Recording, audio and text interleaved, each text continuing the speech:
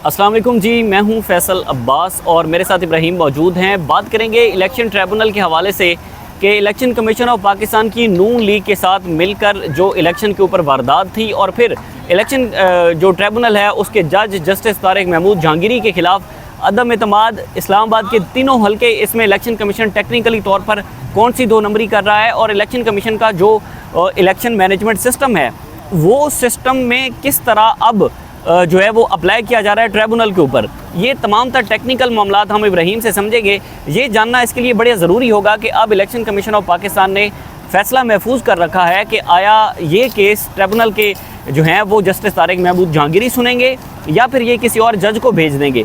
मामला बहुत ही इंपॉर्टेंट है क्योंकि नून लीग के शहर इक़्तिदार के अंदर 3 हलके हैं और ये तीनों हलके हारे हुए हैं और तीनों हलकों से नून लीग राय फरार इख्तियार कर रही है। फॉर्म 45 जमा करवाने से इनकारी है, ट्रिब्यूनल के जज से ही नून लीग भाग गई है। इब्राहिम, सबसे पहले तो मुझे ये बताएं कि टेक्निकली तौर पर ये जो इलेक्शन मैनेजमेंट सिस्टम है इसमें नून लीग इलेक्शन कमीशन मिलकर क्या वारदात डाल रहे हैं? बहुत बहुत शुक्रिया फैसल। देखें, जो इलेक्शन ट्रिब्यूनल के अंदर जो कागजात मांगे गए थे जो है वो इलेक्शन ट्रिब्यूनल की जानिब से इलेक्शन कमीशन से, वो बुनियादी तौर पे सबसे पहले आपको मैं बुनियाद से ये बताऊंगा कि एक्चुअली हुआ क्या है। हाँ। फिर मैं आपको आके बाद में बताऊंगा कि जो EMS सिस्टम था उसने कैसे काम करना था और बाद में इलेक्शन कमीशन की तरफ से बताया क्या गया कि EMS सिस्टम ने काम कैसे किया। ये दो मुख्तलिफ चीज़ें। इलेक्शन ट्रिब्यूनल के अंदर जो कार्रवाई का आगाज़ हुआ, बाकी तमाम उम्मीदवारान से वो डॉक्यूमेंटेशन मांगी गई बयान हल्फी के साथ। हाँ। इलेक्शन कमीशन से पहले दिन ये इस्तफसार किया गया ट्रिब्यूनल की जानिब से कि आप जो है वो फॉर्म 45, 46 और 47 जो है वो ट्रिब्यूनल के अंदर ला के दें बयान हल्फी के साथ। अच्छा, उन्होंने कहा जी ठीक है, हम ये जो फॉर्म है हम ये नहीं दे सकते। इसका फिर ट्रिब्यूनल ने आगे से ये कहा कि आप ऐसा करें, अगर फॉर्म ला के नहीं दे सकते उसकी सर्टिफाइड कापियाँ आपके पास मौजूद होंगी, वो बयान हल्फी के साथ ले दें। ले ठीक है।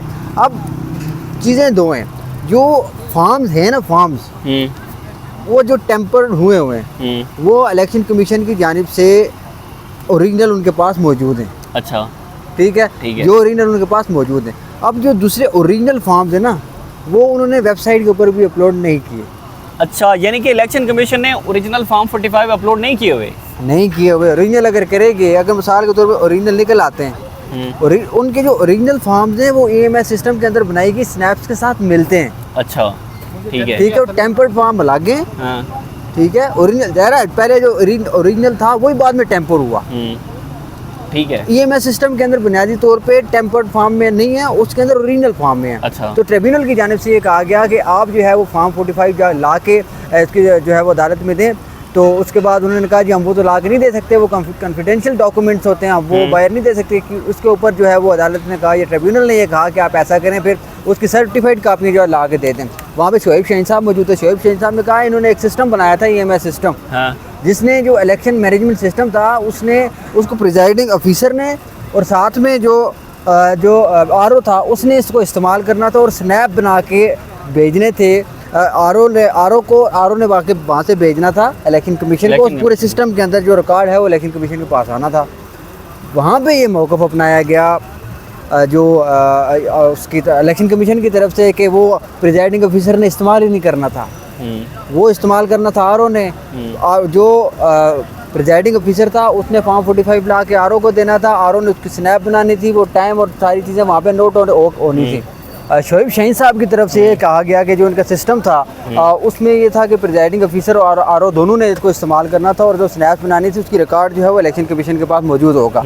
अब यहाँ पे इलेक्शन कमीशन की जो आप समझ लें तारिक महमूद जहांगीरी ने इलेक्शन कमीशन की गर्दन पे पाँव रख दिया। उन्होंने ये कहा कि आप जो सिस्टम के अंदर जो स्नैप बनाई है उसका जो डेटा है उसकी सर्टिफाइड कापी भी आप ये सबसे बड़ा मसला था नून लीग के लिए और यहाँ पर इलेक्शन कमीशन भी फंसता था मेरे ख्याल में। फिर वहाँ पे इलेक्शन कमीशन की तरफ से ये कहा गया कि हम लाएंगे, लेकिन अभी तक ला के दिए नहीं। जो टेम्पर्ड कापियाँ थी वो ला के अलबत्ता दे दी गई हैं। जो बाद में दूसरे जो फॉर्म जिसको आप बेहतर समझते हैं वो वाले थे, वो ला के फॉर्म जब इलेक्शन कमीशन के अंदर ला के उन्होंने इलेक्शन ट्रिब्यूनल के अंदर उन्होंने रख दिए। अब वो वाला बात तो यहाँ पे चली गई। अब मैं क्योंकि ख़ुद भी इलेक्शन कमीशन की बीट करता हूँ, इलेक्शन होने से पहले इलेक्शन कमीशन ने हमारी जो है वो ब्रीफिंग दी हमें एक दिन। वो H8 के अंदर इनका कोई जो IT का सिस्टम है, कोई प्रोजेक्ट वगैरह लॉन्च होता है, वहाँ से सारा काम होता है। वहाँ पे हमें लेके जाया गया, वहाँ पे पूरा जो कंट्रोल रूम था वो हमें दिखाया गया। वहाँ पे उन्होंने बताया कि ये हमारा EMS सिस्टम है, हमने यहाँ पे इसको तैयार किया है। इसका बुनियादी तौर पे काम ये होगा कि जो स्नैप बनाएगा प्रिजाइडिंग ऑफिसर, वो स्नैप सिस्टम पे अपलोड करेगा, और साथ में जिस वक्त अगर नेट नहीं भी हुआ तब भी वो चलेगा, क्योंकि हमारे लिए एक अलग नेटवर्क सिस्टम हमने बना लिया है, ये नेटवर्किंग के ज़रिए काम करेगा। अच्छा। ठीक है, तो उसके बाद ये होगा कि एक बैकअप नहीं है, ये इंटरनेशनल लेवल का जो है वो सिस्टम हमने बनाया हुआ है। इसके मुख्तलिफ़ किस्म के बैकअप हैं। ये यकीन दिलाया गया हमें वहाँ पे कि ये कभी भी क्रैश नहीं करेगा, मसला नहीं करेगा। लेकिन इलेक्शन वाले दिन इंटरनेट बंद हुआ, पता चला उसकी नेटवर्किंग भी बंद हो गई। अच्छा। उसके स्नैप्स आना भी बंद हो गई। कितने पोलिंग स्टेशन के रिजल्ट आए, कितनों के नहीं आए, किसी का कोई पता नहीं है कि EMS सिस्टम ने काम किया या नहीं किया।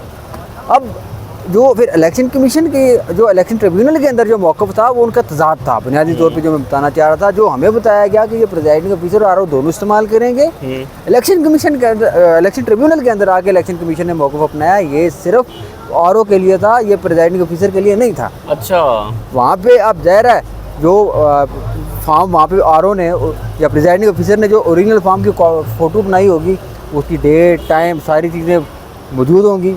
टेम्पर तो बाद में हुए आके। हाँ बिल्कुल ऐसे ही है। या तो ऐसे होगा ना कि टेम्पर करके तस्वीर बन गई, वो तो चीज़ समझ आती है। हाँ। एक ये हुआ है कि पहले तस्वीर बनी है, वो सिस्टम पे अपलोड हो गई है, हज़ारों फॉर्म जैसे निकलेंगे। बाद में उन्होंने कहा है हमने ये ओरिजिनल लेके जाना है, इसको टेम्पर करके दे दें। अब टेम्पर उन्होंने सिर्फ एक फॉर्म किया है। अच्छा। बाकी ज़ाहिर है जो इलेक्शन कमीशन के पास या RO के पास जो फॉर्म आना था वही टेम्पर हुआ है ना। एग्जैक्टली वही हुआ है। अब जो दूसरी जमातों के पास जाना था, पाकिस्तान तहरीक इंसाफ के पास जाना था, वो तो नहीं हुए। नून लीग वाला भी शायद वो प्रूव तो करना है ना। अब 3 इलेक्शन कमीशन का या उसका जो नून लीग के उम्मीदवार का अगर फॉर्म मिल गया, वो बोलेंगे हमारे मिल रहे हैं, बाकी के सारे अलग होंगे, क्योंकि वो टेम्पर नहीं हुए। टेम्पर तो वही हुए जो इलेक्शन कमीशन के पास हैं और साथ जो मुस्लिम लीग नून के पास हैं, उन दोनों के मैच होना, उनके वो तो होना भी ज़रूरी है, तभी तो नोटिफिकेशन हो सकता है किसी भी MNA का। और ये मैं याद है जिस दिन इस्लामाबाद के तीनों हल्के इलेक्शन हो रहा था, हमें ज़रा रिपोर्टिंग की टीमें सारी ज़ाहिर हम भी हल्के में थे। आप, मैं इलेक्शन कमीशन के अंदर बैठा हुआ था। अच्छा। रात को कहीं से मैसेज आया ये नहीं चलाना। फिर अगले दिन जिस वक्त हम रात को तकरीबन 8 बजे में गया, क्योंकि मैं पूरी रात दिन को 12 बजे वहाँ से मैं आया था, उस वक्त अल्लाह के अचानक 547 जारी कर दिया इलेक्शन कमीशन की जानिब से, जी ये फ़लाँ हल्के से शोएब शहीन हार गए, फ़लाँ 48 से जनाब तारक फजल चौधरी जीत गए। ठीक हो गया, जो उम्मीदवार थे वो जीत गए। हमने जाके इलेक्शन कमीशन के जो PRO थे या तर्जुमान थे उनको कहा कि ये क्या हो रहा है, हम यहाँ पे बैठे हुए हैं, हमें पता ही नहीं है ये फॉर्म 47 कहाँ से आ रहे हैं। तो बहरहाल जहाँ से आने थे वो फॉर्म्स आए, बाद में तो है नोटिफिकेशन भी जारी हो गए, वो वाला मामला चलता रहा। अच्छा, मुझे ये बताएं कि अब इलेक्शन कमीशन जो है वो और तारिक महमूद जहांगीरी आमने सामने हैं, दोनों तरफ मामलात बड़े गड़बड़ हैं, हल होता हुआ क्या देख रहे हैं? किसी और ट्रिब्यूनल को चले जाएगी ये? इलेक्शन ट्रिब्यूनल की अगर आप बात करें ना, इलेक्शन ट्रिब्यूनल के पास जो है वो इख्तियार होता है PPC का, CPC का, CCP का। ठीक है, कोड क्रिमिनल प्रोसीडिंग का, उसका जो एक एक्ट है 1908, उसके ज़रिए वो कार्रवाई करते हैं। उसके पास जो ट्रायल लोकल कोर्ट्स होती हैं उसका इख्तियार होता है, उसके तहत जो तक कार्रवाई करती है। अब जो मेन चीज़ ये है कि इलेक्शन एक्ट का जो सेक्शन 188 है, उसके ज़रिए ये होगा कि जो ROs होंगे, अगर वो मतलब अब इसीलिए इलेक्शन ट्रिब्यूनल की तरफ से उनसे मांगे गए हैं कि आप बयान हल्फी के साथ आके बयान दें, क्योंकि इलेक्शन कमीशन ने बुनियादी तौर पर जो फॉर्म्स होते हैं वो ROs के थ्रू ट्रिब्यूनल के अंदर देने होते हैं। ठीक है, इलेक्शन कमीशन जो ज़ाती तरीके से देगा वो फॉर्म्स होंगे कहाँ के, वो होंगे जो सर्टिफाइड कापी होंगी जो EMS सिस्टम की होंगी। अब अगर जो RO वाले फॉर्म में भी टेम्परिंग निकल आई, उसके ऊपर क्रिमिनल उसकी प्रोसीडिंग होगी, उसके अंदर 2 साल तक जेल हो सकती है, 1 लाख रुपए तक जुर्माना हो सकता है।